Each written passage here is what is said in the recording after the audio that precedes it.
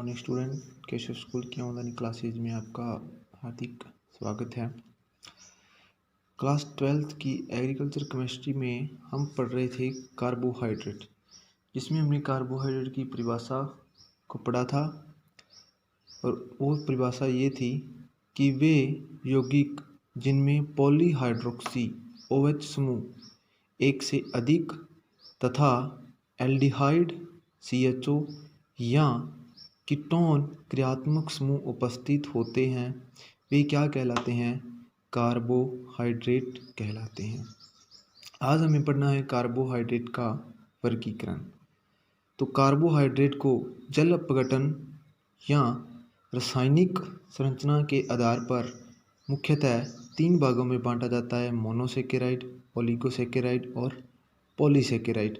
Monosaccharide वे हैं जिन्हें आप और सरलतम रूप में अपघटित नहीं कर सकते। परिभाषा पढ़ते हैं, वह सरलतम शर्कराएं जिन्हें जल अपघटन द्वारा और सरल रूप में परिवर्तित नहीं किया जा सकता मोनोसेकेराइड कहलाते हैं। अर्थात आप इनका जल अपघटन नहीं कर सकते और इनका सरल रूप आप प्राप्त नहीं कर सकते। वे क्या कहलाएंगे? मोनोसेकेराइड। मोनो का मतलब होता है एक, सेकेराइड का मतलब है शर्करा।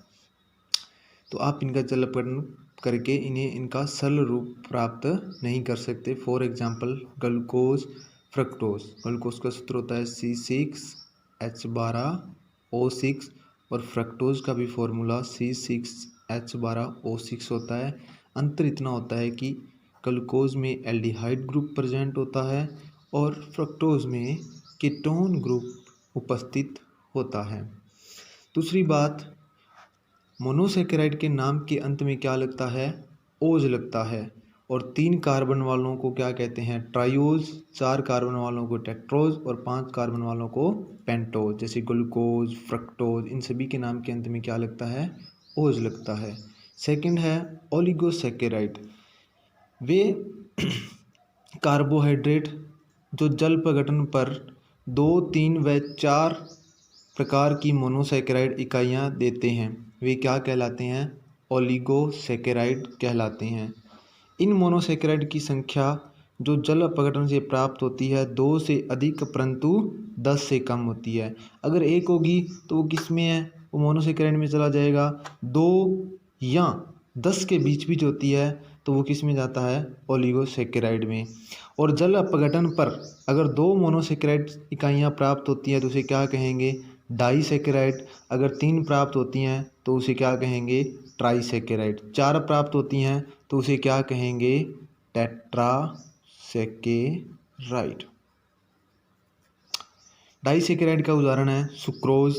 ट्राइसेकेराइड का उदाहरण है रेफिनोज। जैसे सुक्रोज का अगर जल अपघटन करें तो वो ग्लूकोज और सुक्रोज का जल अपघटन करने पर 2 मोनोसेकेराइड इकाइयाँ ग्लूकोज और फ्रक्टोज प्राप्त होती हैं। तो सुक्रोज क्या है? एक डाइसेकेराइड और ये किसके अंतर्गत आएगा? ओलिगोसेकेराइड में आएगा। अब एक नई हेडिंग दी हुई है ग्लाइकोसाइड बंध। 2 मोनोसेकेराइड इकाइयाँ आपस में जिस बंध द्वारा जुड़ती हैं उस बंध को क्या कहते हैं? ग्लाइकोसाइड बंध कहते हैं। ये है ग्लूकोज की एक एकलिक इकाई, ग्लूकोज की इकाई, और ये है फ्रक्टोज की एकलिक इकाई।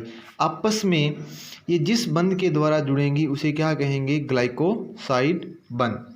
नेक्स्ट है थर्ड वर्गीकरण पॉलीसेकेराइड। वे कार्बोहाइड्रेट जिनमें 10 से अधिक मोनोसेकेराइड इकाइयाँ उपस्थित होती हैं वे क्या कहलाते हैं? पॉलीसेकेराइड। और इनका जनरल फॉर्मूला क्या होता है? C6H10O5N। ये क्या होती हैं? स्वादहीन और क्या होती हैं? अक्रिस्टलीय तथा जल में अविलीय। एग्जाम्पल है स्टार्च, ग्लाइकोजन, सेलुलोज। प्यारे बच्चों, जो पॉलीसेकेराइड है वो मोनोसेकेराइड इकाइयों का ही क्या होता है? बहुलक होता है। कहने का मतलब जैसे मोनोसेकेराइड इकाई है ग्लूकोज, अगर इसकी बहुत सारी एकलिक मोनोसेकेराइड इकाइयाँ 10 से अधिक आपस में ग्लाइकोसाइड बॉन्ड द्वारा जुड़ जाती हैं तो वो किसका निर्माण करती हैं? पॉलीसेकेराइड का निर्माण करती हैं।